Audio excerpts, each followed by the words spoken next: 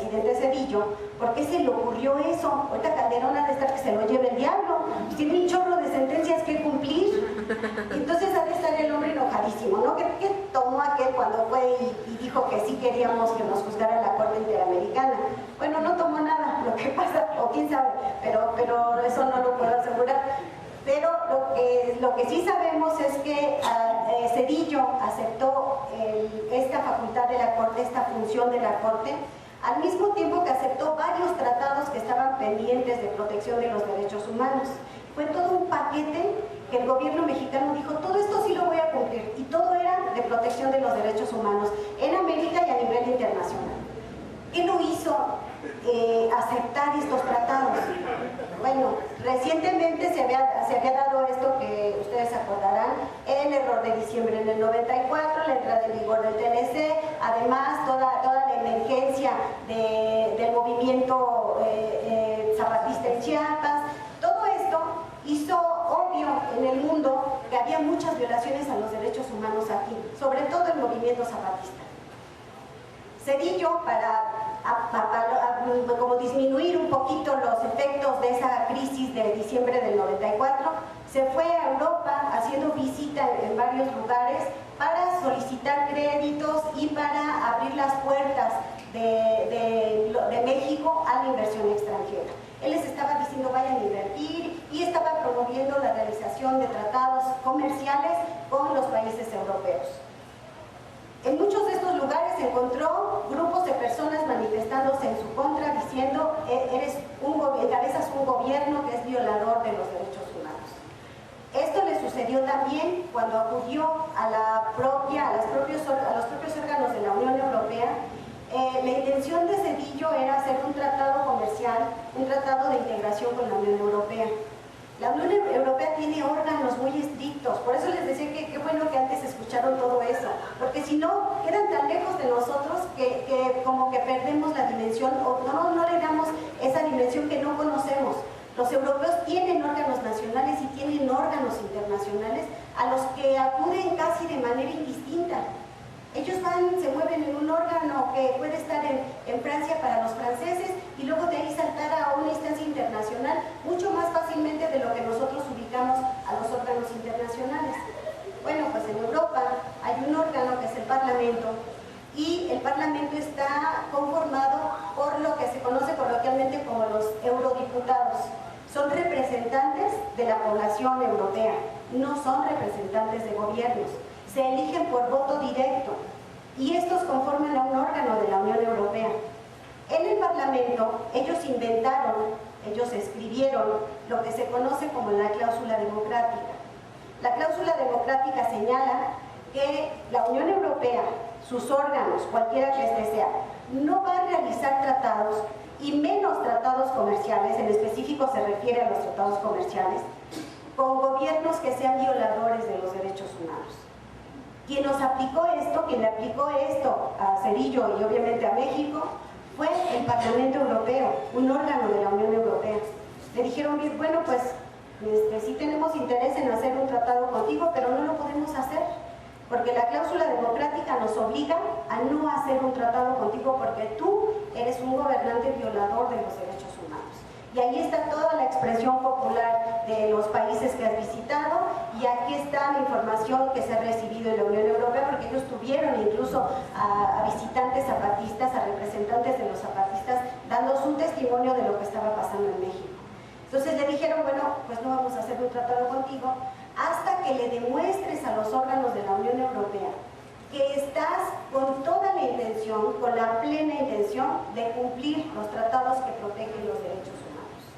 Curiosamente, el presidente Zedillo regresa a México después de que le dijeron esto, y lo que hace es mandar todo el paquete al Senado de todos los tratados que teníamos rezagados por décadas, y diciendo todos estos rápido, ratifíquenme todos estos, y además aceptando, entre otras cosas, la competencia de la Corte.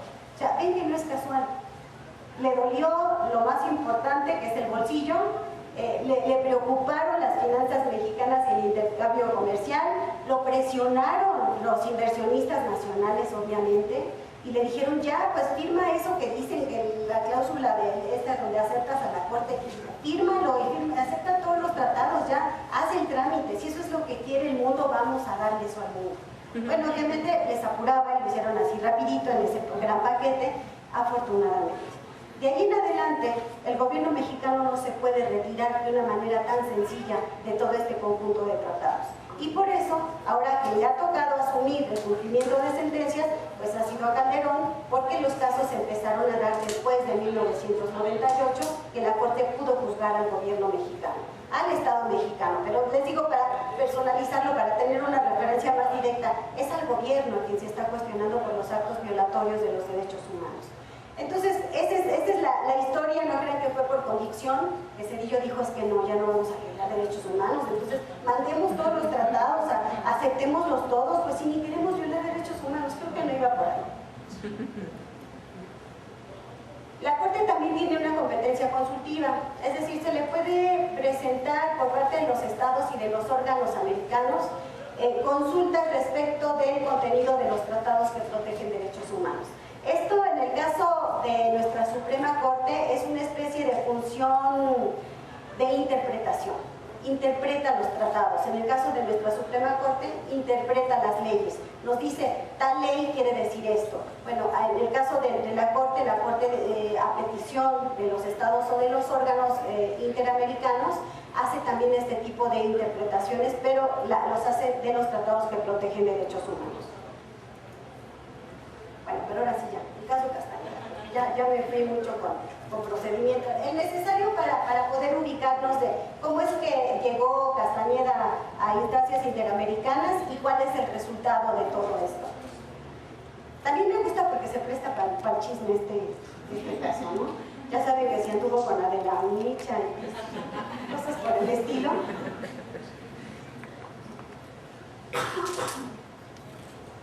Bueno, para empezar efectivamente con el chisme. Ay, no.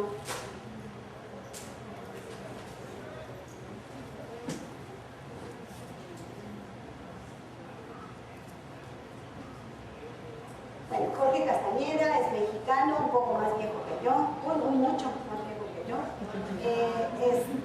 Él fue secretario en la época de Fox durante algunos años nada más, al principio del gobierno de Fox.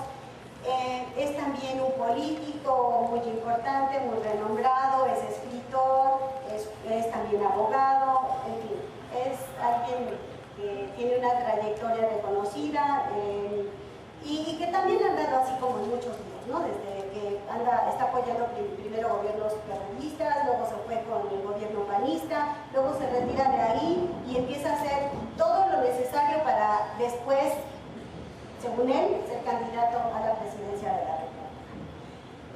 Finalmente no logra ser candidato porque se le aplican disposiciones del derecho mexicano que lo limitan para ello. ¿Qué es lo que él argumenta en este caso? ¿Qué es lo que él dice cuando va a los órganos interamericanos?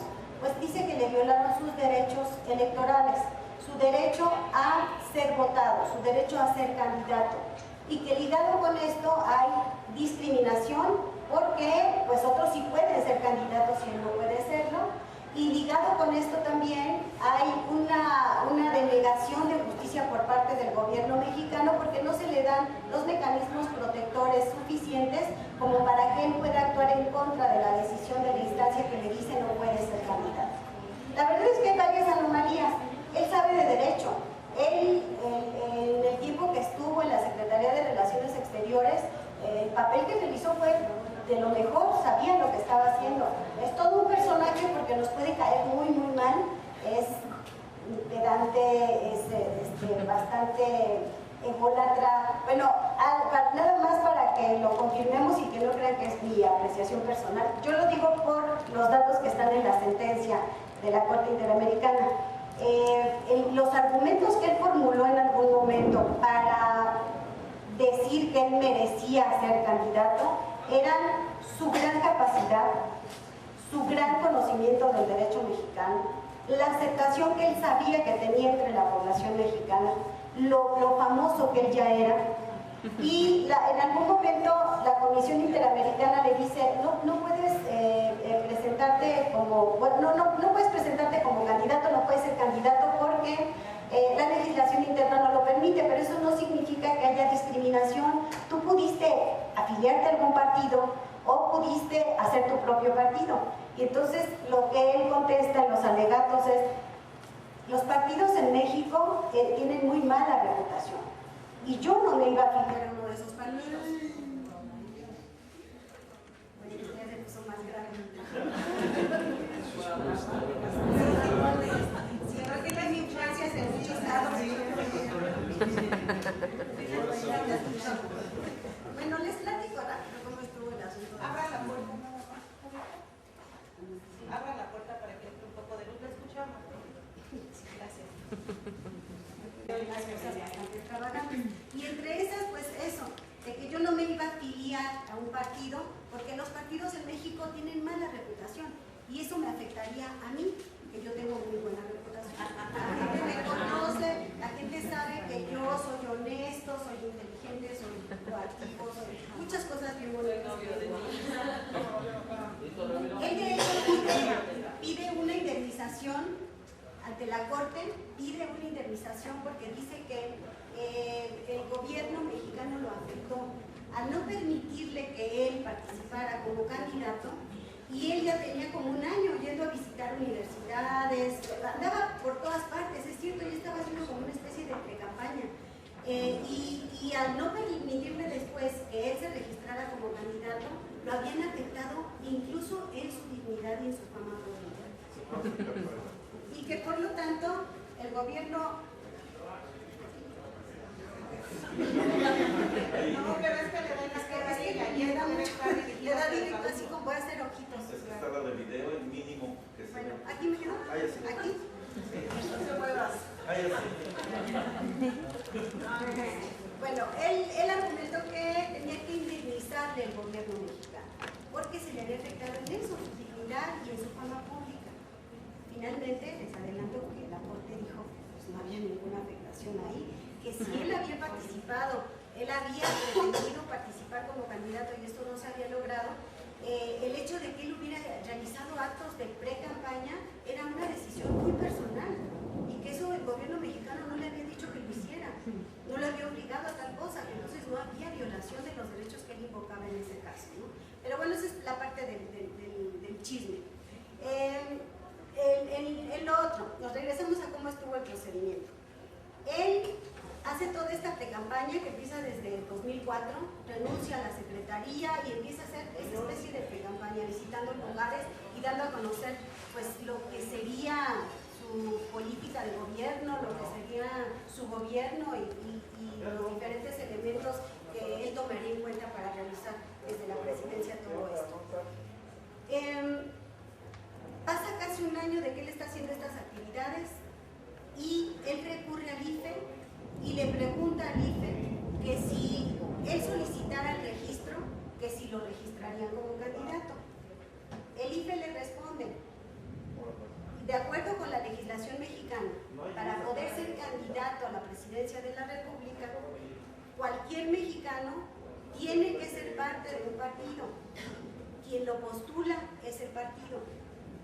Él toma esto como algo tajante y una negativa, de hecho lo es porque él no es integrante de un partido, y lo que hace es utilizar un recurso que la misma legislación electoral le da. Pero ese recurso, curiosamente, no es un recurso eficaz, porque ese recurso procede solo contra ciertos actos de las autoridades electorales, siempre y cuando quien esté impugnando sea un representante de un partido o alguien que siendo candidato ha resultado afectado por esa decisión. Él no era candidato, él no era parte de un partido, pero la decisión que el IFE, la respuesta que el IFE le dio, sí lo estaba afectando. Es cierto que debería existir un recurso que le permitiera a él derogar esa decisión o por lo menos solicitar su análisis o revisión sobre lo que le correspondiera. No hay tal recurso, no había tal recurso en la legislación. Él solicita el amparo y en el amparo le repite lo mismo. No hay manera de hacer nada porque no procede el amparo contra asuntos electorales. Una vez que esto se decidió de esa manera, él está ya en la posibilidad de acudir a una instancia internacional porque ya agotó los recursos internos. En este caso no existía el recurso específico que lo